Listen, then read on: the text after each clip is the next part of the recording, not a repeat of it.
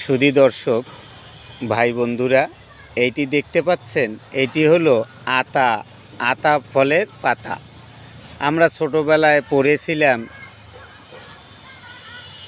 আতা গাছের তোতা পাখি, তো সেই হলো এইটি আতা ফলে গাছের পাতা। তো যাদের আমাশা রয়েছে বা রক্ত আমাশা বা সাদা আমাশা বা মেহরোগ রয়েছে বা পায়খানা রাস্তা দিয়ে রস পড়ে বা পানি বের হয়, নেলপা হয়ে যায়, এই ধরনের সমস্যা থাকলে প্রতিদিন একটি করে গাছের পাতা ছিঁড়ে নেবেন। যাদের বাড়ির আশেপাশে আছে, নাহলে কিনে নিয়ে এসে টবে লাগাই রাখবেন।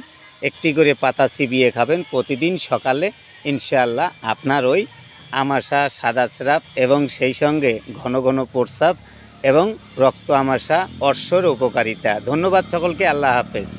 অবশ্যই লাইক, শেয়ার, কমেন্ট, সাবস্ক্রাইব করে দিবেন। ধন্যবাদ।